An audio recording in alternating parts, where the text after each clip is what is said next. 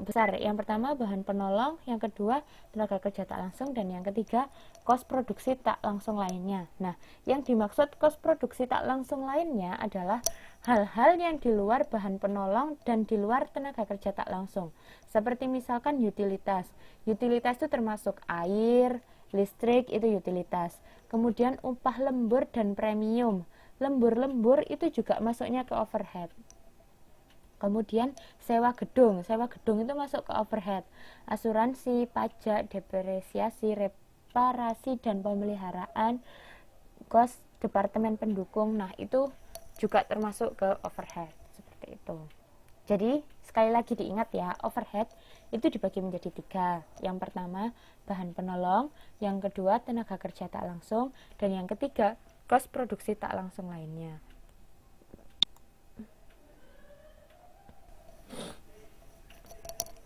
Kemudian karakteristik dari overhead. Di situ terdapat 2 karakteristik utama dari overhead. Yang pertama, tidak dapat diidentifikasi pada produk jadi, karena tadi hanyalah minoritas, jadi cenderung untuk sulit dideteksi, tidak terlihat secara langsung pada produk jadi. Dan yang kedua, memiliki beberapa jenis pola perilaku hubungan terkait dengan volume produksi. Jadi ada yang tetap, variabel, dan campuran. Overhead itu dibagi menjadi 3. Ada yang overhead tetap, overhead variabel, dan overhead campuran. Kalau overhead tetap itu contohnya PBB dan sewa gedung. Kita kan setiap tahun bayar PBB. Atau kalau kita gedungnya masih menyewa, otomatis kita akan sewa terus. Jadi itu kan sifatnya tetap, continue, dilakukan terus-menerus, dan ada pola yang teratur. Kayak misalkan PBB polanya 1 tahun sekali pembayarannya, atau mungkin sewa gedung sewanya 10 tahunan, ya berarti setiap 10 tahun sewa gedung terus, seperti itu kan, ada polanya. Berbeda dengan variabel. Kalau tetap tadi, meskipun jumlah produksinya kita bertambah maupun berkurang, tidak akan mempengaruhi jumlah overheadnya. Contohnya gini, di tahun 2014 perusahaan A memproduksi 2000 unit produk. 2000 unit ya di tahun 2014. Di tahun 2015 memproduksi 2500 unit. Ada kenaikan 500 unit. Kemudian di tahun 2016 karena adanya krisis moneter yang sangat besar, akhirnya produksinya menurun. Di tahun 2016 hanya memproduksi 1000 unit produk. Jadi yang pertama dari 2000 jadi 2500, kemudian turun drastis jadi 1000. Nah, seberapapun jumlah unit yang kita produksi, ongkos PBB-nya kita tidak akan pernah berubah kan. Di tahun berapapun PBB ya segitu, pemerintah mematoknya segitu gitu. Jadi tidak ada perubahan. Itu yang disebut sebagai overhead tetap. Seberapapun jumlah kapasitas produksi kita, atau seberapa besar pun produk yang kita produksi, itu tidak ada hubungannya dengan jumlah overhead yang kita keluarkan. Seperti misalkan PBB atau sewa gedung, nggak akan mempengaruhi, tidak akan terpengaruh jumlah overheadnya, meskipun terdapat perubahan unit produksinya kita. Nah, berbeda dengan variabel. Kalau yang variabel itu sangat berpengaruh dengan jumlah unit yang diproduksi. Kalau variabel itu fluktuatif. Jadi misalkan yang tadi kan contohnya 2014 itu 2500 unit. Kemudian turun yang pertama 2000 unit, kemudian naik menjadi 2500, dan tahun berikutnya turun jadi 1000. Di situ ada fluktuasi jumlah produksi. Nah, kalau bahan baku tak langsung tentu akan sangat berpengaruh, sangat tergantung pada jumlah kapasitas produksi kita kan. Jadi anggap saja di tahun 2014 tadi kan 2000 bahan baku tak langsungnya per unitnya anggap Rp1 gitu. Berarti kalau 2000 unit berarti kan 2000 jumlah overhead yang kita keluarkan untuk bahan baku tak langsung, otomatis kan Rp2.000. Kemudian di tahun 2015 naik jadi 2500 unit yang kita produksi. Nah, overheadnya atau bahan baku tak langsungnya per satu produk itu Rp1, otomatis overheadnya naik juga kan, jadi 2.500.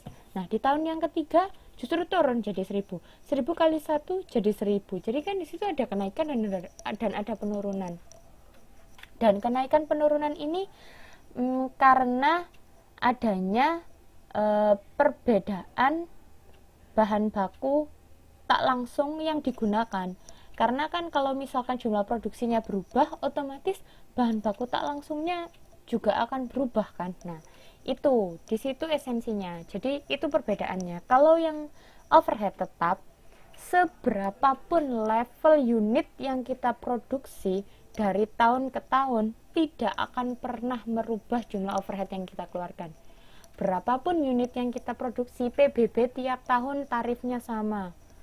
Pemerintah kalau sudah menetapkan harganya segitu ya segitu, nggak akan pernah berubah. Meskipun jumlah kapasitas produksinya kita naik turun nggak karuan. Berbeda dengan yang variabel, itu sangat erat hubungannya. Semakin tinggi kapasitas produksi kita ya overhead variabelnya akan tinggi. Semakin rendah produksi kita ya otomatis overhead variabelnya rendah gitu.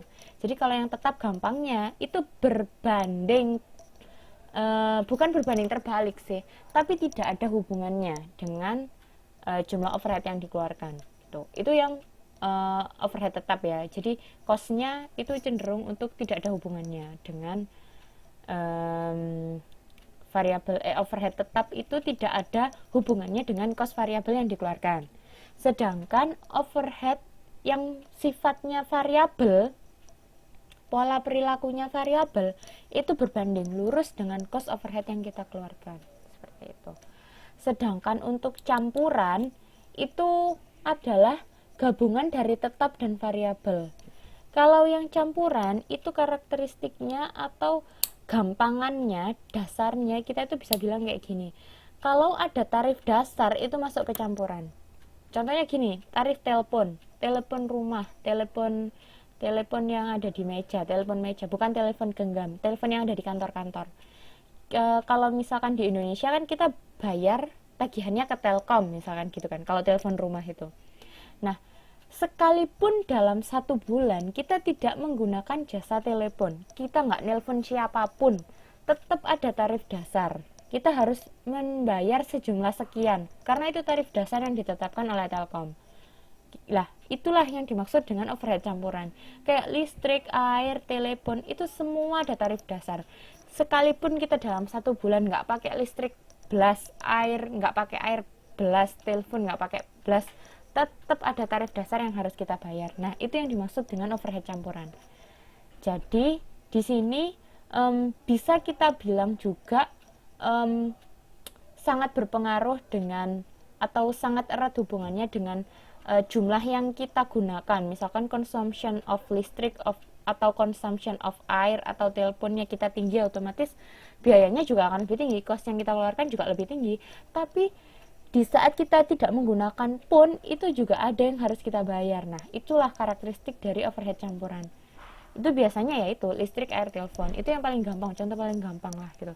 Ada tarif dasar yang harus tetap kita bayarkan sekalipun kita tidak menggunakan itu gitu. Itulah yang dimaksud dengan overhead campuran.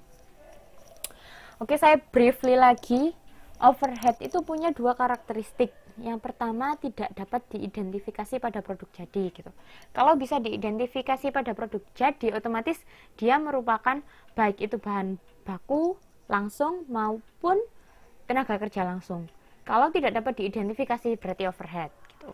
Nah, terus karakteristik yang kedua, memiliki beberapa jenis pola perilaku hubungan. Pola perilaku hubungannya itu ada 3 terkait dengan volume produksi. Tetap, variabel, dan campuran. Kalau yang tetap bisa dibilang tidak ada korelasinya dengan volume produksi. Karena seberapapun besar maupun rendahnya volume produksi yang kita keluarkan, nggak akan ngaruh sama cost overhead yang kita keluarkan. Gitu. Kalau yang pola perilaku variabel itu berhubungan erat atau berbanding lurus dengan volume produksi. Semakin besar volume produksi kita, cost overhead yang kita keluarkan juga akan semakin besar. Itu yang variabel. Kalau yang campuran, pola perilaku hubungan campuran itu cenderung untuk ada tarif dasarnya. Jadi